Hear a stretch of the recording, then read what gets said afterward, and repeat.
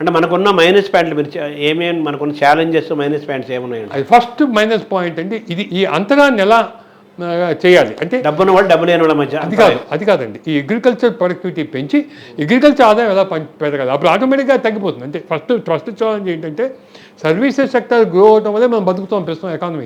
Economy స్ట్రాంగ్గా ఎందుకంటే services sector ఆదుకుంటుంది, స్ట్రాంగ్గా ఉంది, ఆదుకుంటుంది అసలు ఎకానమీని. ఈరోజు for example so much of software industry కాదండి, ఇవన్నీ కూడా మనకి యాడ్ చేస్తున్నాయి. Tourism industry, hospitality industry, health sector, global health tourism ఎక్కువైంది, ఇవన్నీ మనకి హెల్ప్ చేస్తున్నాయి. కానీ అందుకోసం ఎకానమీ ఎంప్లాయ్మెంట్ వస్తుంది. అవును. కానీ ఇప్పుడు అగ్రికల్చర్ని కూడా మనం పెంచికి అక్కడ 42% ఉన్న వాళ్ళని ఇంకా కొంచెం అగ్రికల్చర్లో బయటికి తీసుకురావాలి, వేరే జాబ్స్కి తీసుకొచ్చి అక్కడ మనం హౌ టు ఇంక్రీజ్ ప్రొడక్టివిటీ, ఆదాయం పెంచాలంటే ఈసారి ఏం చెప్పారంటే కోల్డ్ స్టోరేజ్. ఇంకా ఇది కోల్డ్ స్టోరేజ్ స్టోరీ ఎప్పటి నుంచో ఉంది ప్రతి బడ్జెట్లోనూ. ఇంకా అనుసంధానం చేస్తాం, డిజిటల్ మ్యాపింగ్ చేస్తాం, సాఫ్ట్వేర్ని వాడుకుంటాం. ఎక్కడ ఏ ప్రొడ్యూస్, ఏ ఫామ్ నుంచి దీని దాకా మన సాఫ్ట్వేర్ని వాడుకొని దాన్ని మనకి ఏంటంటే సార్ నాన్ సీరియల్స్ నాన్ మనకి కాకుండా మన ఫ్రూట్స్ అండ్ వెజిటబుల్స్ 40% పోతున్నాయి. ఈ ఫిగరు గత 40 ఏళ్ళుగా మనం ఇంప్రూవ్ చేయలేకపోతున్నాం సార్. మనకున్న ఛాలెంజెస్ మైనస్ పాయింట్స్లో వ్యవసాయం ఒకటి. వ్యవసాయం ఆధారిత ఉద్యోగం ఉన్న పనిలో ఉన్న వాళ్ళకి ఎలా ఆదాయం పెంచాలి అంటే వ్యవసాయాన్ని ఫ్రూట్ఫుల్గా చేయాలి.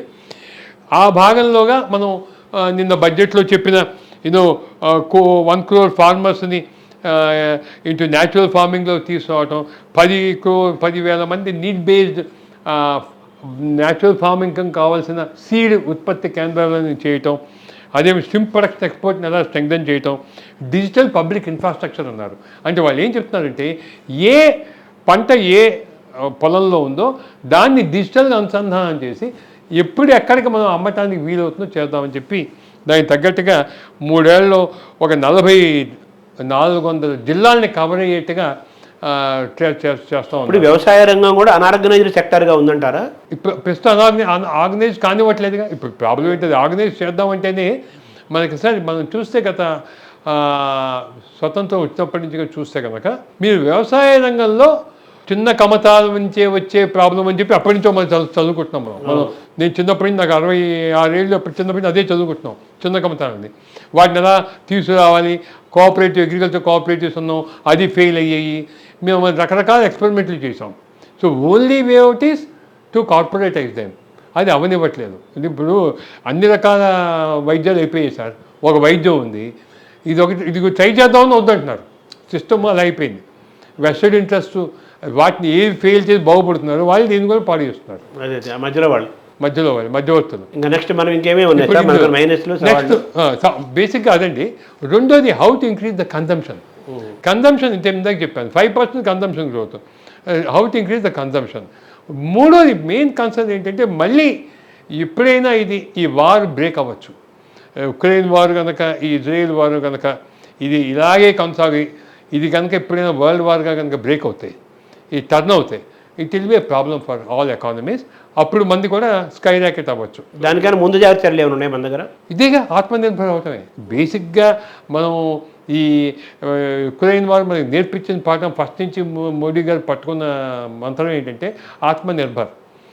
ఆత్మనిర్భర్ అనేది అప్పుడు ఏ వారు వచ్చినా కూడా మనం తట్టుకునేట్టుగా ఉంటాం. అందుకే మనం సోలార్ పవర్ మీద ఫోకస్ చేయటం, మన పెట్రోల్ ఇంపోర్ట్స్ తగ్గించడానికి ఫోకస్ చేయటం, హైడ్రోజన్ పవర్ మీద ఫోకస్ చేయటం, ప్రతి బడ్జెట్లో ఈ విధంగా మనం చేస్తూ వచ్చాం. ఇప్పుడు సోలార్ నౌ 40% అయిపోయింది. Non conventional energy total thermal 60కి తగ్గిపోయింది. 40% వచ్చాం నాన్ కన్వెన్షనల్ ఎనర్జీ. ఇంకా మనకి ఏమేమి ఉన్నాయి సార్? సో ఫస్ట్ రెండోది ఎంప్లాయ్మెంట్ స్కిల్లింగ్ అని చెప్పాము. మూడోది ఎంఎస్ఎంఈస్ అండి. ఈ ఎంఎస్ఎంఈస్లో వాళ్ళు ఏం చేశారంటే చిన్న పరిశ్రమ దానికి ఏం చేశారంటే మనకి బేసిక్గా ప్రాబ్లం ఇన్ని బడ్జెట్లను సపోర్ట్ చేస్తున్నారు, కానీ ఆ సపోర్టు సరిపోవట్లేదు. ఇప్పుడు ఏం చేశారు, క్రెడిట్ గ్యారంటీ స్కీమ్ అని చెప్పి క్రెడిట్ గ్యారంటీ ఫండ్ పెట్టి ఆ ఫండ్ ద్వారా ఎవరన్నా డిఫాల్ట్ అవుట్ ఇచ్చేట్టు. మూడోది ఎంఎస్ఎంఈస్కి ఇచ్చే ముద్రా లోన్స్ 10 నుంచి 20 లక్షలు పెంచడం. నెక్స్ట్ ఏం చేశారు, వీటికి ఎంఎస్ఎంఈ అప్రైజల్ చేసేవాళ్ళు లోన్ ఇచ్చేప్పుడు మీ ఆస్తి విలువ ఎంత ఉందని చెప్పి లోన్ ఇచ్చేవాళ్ళు. ఇప్పుడేం చెప్తున్నారు, మీ డిజిటల్ ట్రాన్సాక్షన్స్ అవుతున్నాయి కాబట్టి ఈ డిజిటల్ ట్రాన్సాక్షన్స్ని బట్టి లోన్ ఇస్తామని. అంటే డిజిటల్ ట్రాన్సాక్షన్స్లో మీకు ఎంత సేల్స్ అవుతున్నాయి, మీరు ఎంత కొంటున్నారు అంత రికార్డు ఉంటుంది కదా, దాన్ని బట్టి ఇస్తాం మీకు ఆస్తి లేకపోయినా అని చెప్పి. సో దేర్ఫోర్ ఈ విధంగా ఎంఎస్ఎంఈ సెక్టార్లో అండ్ మ్యాండేటరీ ఆన్బోర్డింగ్ అండ్ టీఆర్ఈడిఎస్ అని అంటే ఏమిటి, ఈ కామర్స్కి ఎంఎస్ఎంఎస్ వాడుకునేట్టుగా గవర్నమెంట్ పోర్టల్ ఓపెన్ చేసి దానికి అనుసంధానం చేస్తే వాళ్ళకి మార్కెటింగ్ ఈజీ అవుతుందండి. ఈ కామర్స్ తగ్గిందా పెరుగుతుంది ఎలా ఉంది? చాలా బాగా, we are one of the leading number 1 in terms of e commerce అండి. ఇండియా ప్రపంచంలోనే మనం వచ్చేసాయి కదా ఈ పేమెంట్స్ వాటిలో డిజిటల్ పేమెంట్స్లో we are number 1 in number of transactions. So ఈ విధంగా రెంటల్ హౌసింగ్ డెవలప్ చేద్దాం, డార్మెటరీస్ చేద్దామని ఈ వర్కర్లకి. సో ఆ విధంగా రకరకాల మిషన్స్, మినరల్ మిషన్ చేద్దామని for domestic recycling of missions, schemes providing ఇంటర్న్షిప్కి వర్కర్లకు చేద్దామని ఇవన్నీ ఎంఎస్ఎంఈ సెక్టార్లో వస్తుందండి. అదేవిధంగా హ్యూమన్ రిసోర్స్ డెవలప్మెంట్ అని చెప్పి, సోషల్ జస్టిస్ అని చెప్పి అందులోనే మన ఏపీ రీఆర్గనైజేషన్ యాక్ట్కి డబ్బులు ఇవ్వడానికి మనం అందులో తీసుకొచ్చారు. అంటే ఇంటిగ్రేటెడ్ డెవలప్మెంట్లో మనకి నార్త్ ఈస్ట్లో ఉన్న state west Bengal, Jharkhand, Bihar, Odisha, Andhra Pradesh.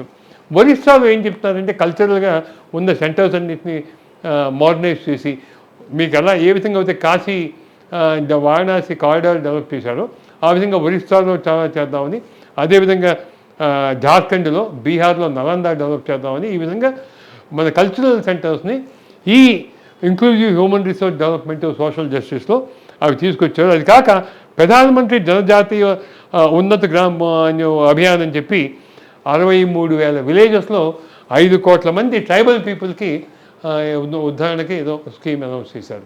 So ఇదొకటండి హ్యూమన్ రిసోర్స్. ఈ 4 అయిపోయి 5వది మ్యానుఫ్యాక్చరింగ్ అండ్ సర్వీసెస్. దానికి తయారీ రంగం, అది ఇందాక చెప్పాము, మ్యానుఫ్యాక్చరింగ్ సర్వీస్ చెప్పాము. తర్వాత ఇంకో సెక్టార్ ఏమిటంటే అర్బన్ డెవలప్మెంట్. ఈ అర్బన్ డెవలప్మెంట్లో ప్రధానమంత్రి ఆవాస్ యోజన కింద అర్బన్ డెవలప్మెంట్ హౌసెస్, తర్వాత వేస్ట్ రీసైక్లింగ్. ఈ వేస్ట్ రీసైక్లింగ్ కింద 14 లార్జ్ సిటీస్లో దాన్ని డెవలప్ చేద్దామని 100 లార్జ్ సిటీస్లో వేస్ట్ రీసైక్లింగ్ అంటే ఏమిటంటే మన మున్సిపల్ వేస్ట్ ఇవంతా కూడా రీసైక్లింగ్, వ్యర్థాల నుంచి పవర్ డెవలప్ జనరేషన్ చేసి చేద్దామని. సో అది కూడా ఫోకస్ ఉందండి. Next scheme energy security. Energy సెక్యూరిటీకి ఇది నాకు కొంచెం ఎంతవరకు చేయటం కరెక్టో నాకు వాళ్ళు ఏ ఉద్దేశంతో చేస్తున్న అవగాహన నాకు లేదు, కానీ I may not be supporting. I mean I have to be cautious.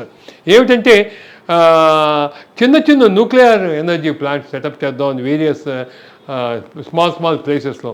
మరి ఇది ఎంతవరకు కరెక్టో ఇవన్నీ.